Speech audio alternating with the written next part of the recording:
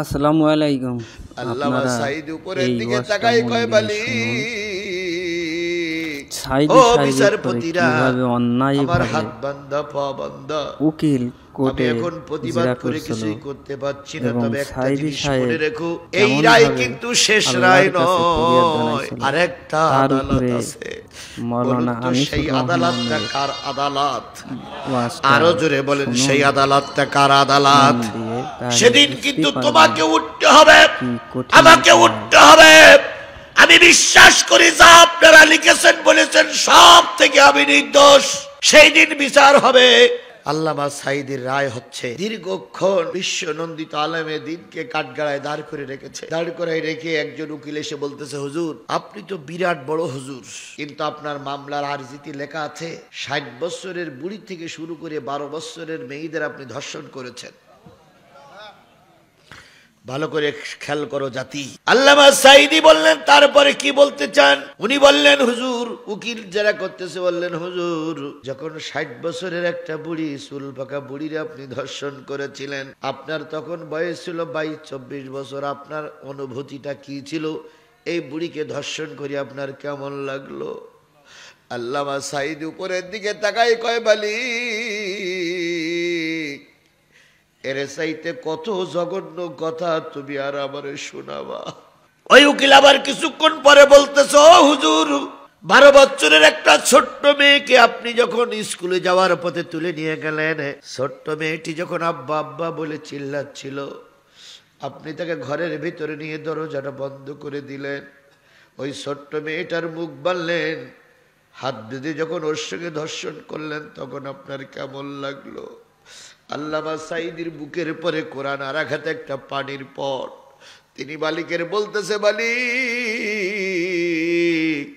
তুমি তো সবকিছু দেখতেছ, আমি কতটুকু নির্দোষ, কতটুকু দোষী। সব শেষে ওই উকিল বলতেছে, হুজুর অনেক হিন্দুদের বিয়ে করে আপনার বাড়ির পাশ থেকে যাওয়ার সময় আপনি নববধূকে নিয়ে ঘরের ভিতরে ব্যবহার করেছেন, সব মামলার আরজিতে লেখা আছে। হুজুর বললেন, আল্লাহ আর কত কথা শোনাবা? এরপরে শেষ পর্যন্ত মামলার রায় যখন লেখা হয়, তখন 5 জন বিচারপতি ছিলেন, 4 জন লিখলেন আমৃত্যু, আর একজন বিচারপতি মানিক ওরপে কালা মানিক, ওই বিচারপতি লিখলেন ফাঁসির কাস্টে ঝুলিয়ে মারতে হবে। যখন এই 4 জন রায় লিখলেন আমৃত্যু, তখন উনি বললেন, না না, আমি এটা মানি না, আল্লামা সাইদিরে ফাঁসির কাস্টে ঝুলাইয়ে মারতে হবে। উনি তখন দাঁড়িয়ে বলেছিলেন, ও বিচারপতিরা, আমার হাত বান্ধা পা বান্ধা, আমি এখন প্রতিবাদ করে কিছুই করতে পারছি না, তবে একটা জিনিস মনে রেখো, এই রায় কিন্তু শেষ রায় নয়, আরেকটা আদালত আছে। বলুন তো সেই আদালতটা কার আদালত? আরো জোরে বলেন, সেই আদালতটা কার আদালত? সেদিন কিন্তু তোমাকে উঠতে হবে, আমাকে উঠতে হবে। আমি বিশ্বাস করি যা আপনারা লিখেছেন বলেছেন সব থেকে আমি নির্দোষ। সেই দিন বিচার হবে। কালামানিক বলল, তোমার আল্লাহরে বলে দাও, সেদিনের যে বিচার হয় হবে, আজকে তো তোমার ফাঁসিতে ঝুলাই। কালামানিকের সামনে আল্লামা সাইদ উত্তর দিলেন। কালামানিক উত্তরটা ফেল করে দিয়ে বললেন, তোমার কথা মানি না, তোমার আল্লাহ যা পারে তাই করবে।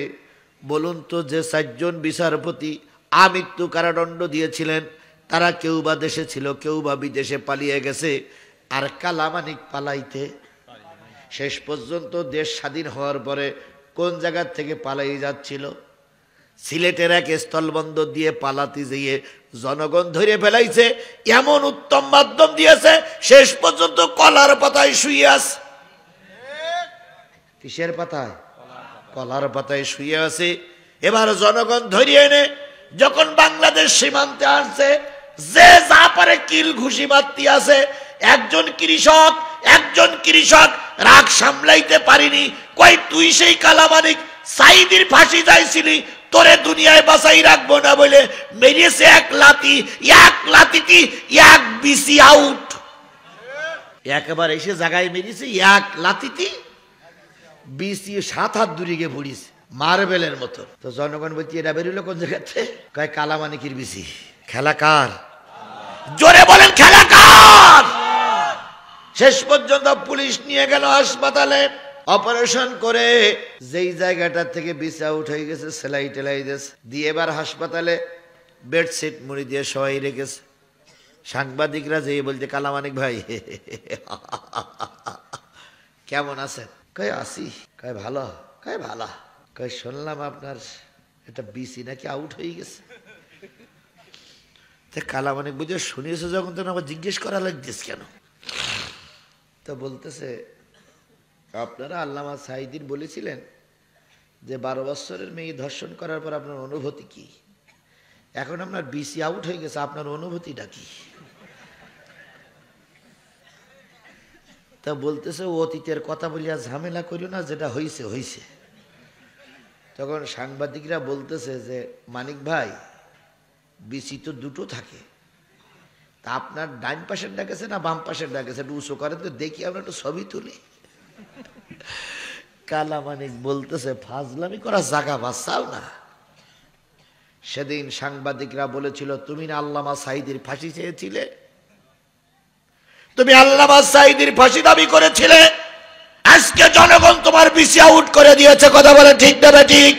ও আমার জাতি, আলেমদের নিয়ে ষড়যন্ত্র করবা, আলেমদের নিয়ে বাজে কথা করবা, জনগণ লাথি মেরে বিসি আউট করে দেবে। দারুন না দোয়াই সিদ্ধান্ত হলো 12 দলীয় জোট। আজকে আমরা দেখতেছি 1450 বছর পরে ওই দলে আরো 2টা দল যোগ দিয়েছিল, দিয়ে কয় দল হয়েছে? 14 দলীয় জোটের সিদ্ধান্ত ছিল আল্লামা সাঈদী নিজামীরে মেরে দেওয়া লাগবে। 11 দলের থেকে 11 জন যুবক আবু জাহেল নিয়ে বেরিয়ে আসলো। সন্ধ্যাবেলায় একটা জায়গায় বসে বসে যুক্তি করতেছে কিভাবে নবীকে মারা যায়।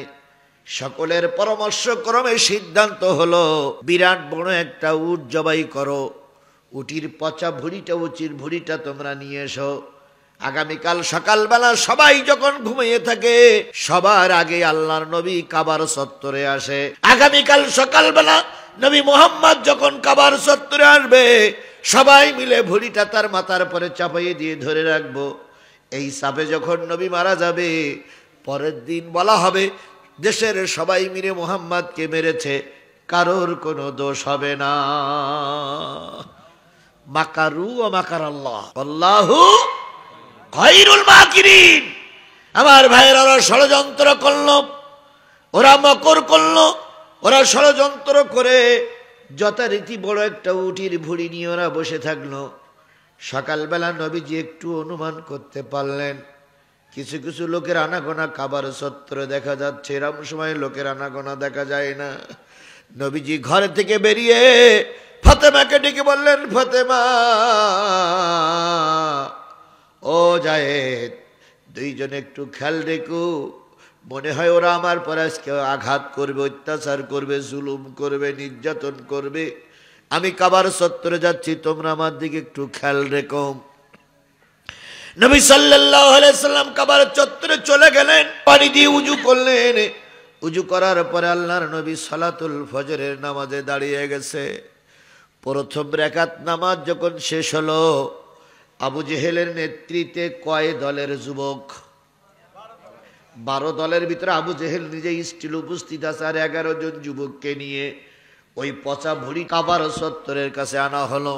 আনার পর নবী যখন দ্বিতীয়বার সিজদায় চলে গেলেন, ওই পাপিষ্ঠরা, ওই হিংস্ররা ওই পচা ভুঁড়িটা আল্লাহর নবীর মাথার পরে চাপিয়ে দিল। নবীজির সমস্ত শরীরটা ভুঁড়ির ভিতরে চলে গেছে, 2 কানা পা আল্লাহর নবী নাড়ায়, আর ওই ভুঁড়ির ভিতর থেকে বলতেছে, ফাতেমা বাবার দিকে একটু লক্ষ্য করো, তোমার বাবা মনে হয় আর বাঁচবে না।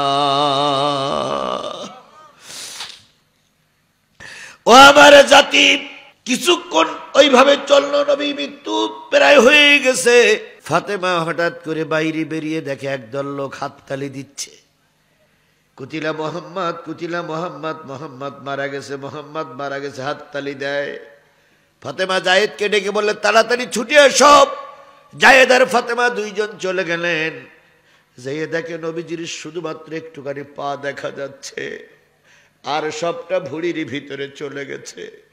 নবীজি পা একটু করে নাড়ায়, নবীজি উঠতে পারে না, নবীজি সোজা হয়ে বসতে পারে না। এবার ফাতেমার জায়েদ বিশাল ভুঁড়ি নিয়ে যখন টানাটানি করতেছিলেন, এক সময় ভুঁড়ির মাঝখান থেকে ছিঁড়ে গেল। নবীকে যতটুকু দেখা যাচ্ছিল না, এখন আর তাও দেখা যাচ্ছে না।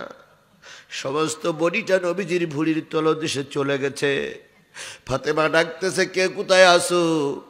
আমার বাবারে ওরা মেরে ফেললো, তাড়াতাড়ি ছুটে এসো। যত লোক ছুটে আসে তাদের কাস্তে দেয় না, বরং এরা হাততালি দেয়। নবী কষ্ট পায় আর ওরা আনন্দ মিছিল বের করে। ও আমার জাতি, আমরাও দেখেছি আল্লামা সাঈদীর বিরুদ্ধে যখন রায় হয় আমরা চোখের পানি ফেলে কেঁদেছিলাম, আর ওরা সেদিনকে আনন্দ মিছিল বের করেছিল। নিজামীর যেদিন ফাঁসি হয়, নিজামীর ফাঁসির খবর শুনে গোটা দেশের মানুষ চোখের পানি ফেলায় কেঁদেছে, আর ওই হাইনার দল মিষ্টি বিতরণ করে করে আনন্দ করেছে। আজকে তোমরা আমাদের সামনে যখন আসো, সেই অতীতের কথাগুলো আমাদের বারবার মনে করিয়ে দেয়। তোমাদের কারণে আল্লামা সাঈদী 13টা বছর জেল কেটেছে। ও আমার জাতি, এক পর্যায়ে গোবরগুলো সরাইলেন। নবীজি এখন টান টান হয়ে পড়ে গেছেন, আর উঠতে পারে না। নবীজির নাকের কানের ভিতরে গোবর, নাকের ভিতরে গোবর, কানের ভিতরে গোবর, চোখের ভিতরে গোবর, গালের ভিতরে পচা গোবর চলে গেছে। নবীজির গালের ভিতর থেকে ফাতেমা গোবরগুলো বাহির করতেছিল। কানের ভিতরে নাকের ভিতরের থেকে গোবরগুলো বাহির করে যখন বাহির করা হয়ে গেল, দেখলেন নবী তখনও বেহুশ। এক পর্যায়ে নবীকে পানি দিয়ে, জমজমের পানি দিয়ে চেহারাটা ধুয়ে দেওয়ার পর কিছুক্ষণ পর আল্লাহর নবী চোখটা বের করে তাকালেন। আবু জেহেল বাহিনী তখন আনন্দ করতেছিল আর হাততালি দিচ্ছিল আর বলছিল, কালেমার দাওয়াত দেওয়া বন্ধ করতে বললাম, তুমি শুনলে না, এখন বোঝো ঘটনাটা কি। আল্লাহর নবী সোজা হয়ে দাঁড়ালেন। দাঁড়াই দেখলেন সামনে কয়জন? 12 জন। নেতৃত্ব দিচ্ছে কে? আর তার পিছনে দাঁড়াই আছে 11 জন যুবক।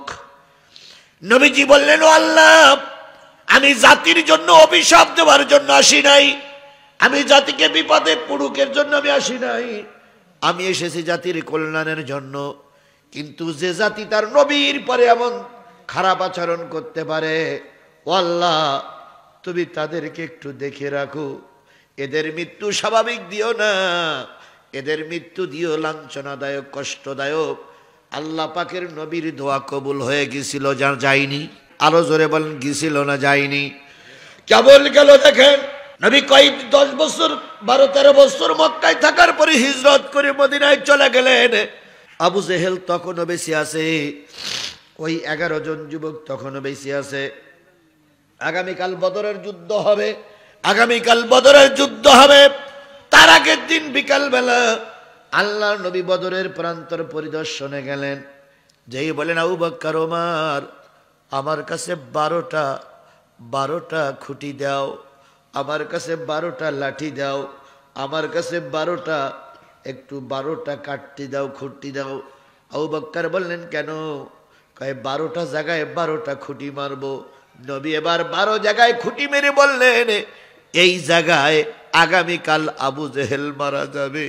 কারণ আবু জেহেলের নেতৃত্বে আমার মাথার পরে কি চাপানো হয়েছিল? ভুড়ি চাপানো হয়েছিল। এই জায়গায় ওয়ালিদ ইবনে মুগিরা মারা যাবে, এই জায়গায় হাশেম গোত্রের উমুক যুবক মারা যাবে, এই জায়গায় ওই গোত্রের উমুক যুবক মারা যাবে। একজন মুসলমান কৌতূহল বশত একটা জায়গায় ঠিক করে রেখেছিলেন যে নবীর কথা ঠিক হয় কিনা। পরের দিন দেখা গেল নবীজির দোয়া কাজে লাগলো। যেখানে যেখানে খুঁটি পুঁতেছিলেন সেখানেই সেখানেই সেই 12 জন লোক নেতারা লাশ হয়ে পড়ে আছে। একজন লোকের লাশ এত ক্ষত বিক্ষত ছিল, চেনা যাচ্ছিল না। সাহাবী আজমাইনগণ বলতেছিলেন, ইয়া রাসূলুল্লাহ, এই লোকটার তো চেনা যায় না, এই লোকটার তো শনাক্ত করা যায় না। ওই যে লোকটা খুঁটি পুঁতে ঠিক করার জন্য অপেক্ষায় ছিল। সে এসে বলতেছে এই ব্যক্তির লাশ অমুক, সবটা যখন কাজে লেগেছে এটাও নবীর কথা সত্য। ও আমার জাতি, সেদিন যদি নবীর দোয়া কাজে লাগে, আজকে আলেমদের দোয়া কাজে লাগেনি? জোরে বলেন কাজে লাগেনি? নবীর পরে যারা খারাপ আচরণ করেছিল তারা একটাও বাঁচতে পারেনি। আলেমদেরকে নিয়ে যারা বাজে মন্তব্য করেছে তারাও বাঁচতে পারবে না ইনশাআল্লাহ।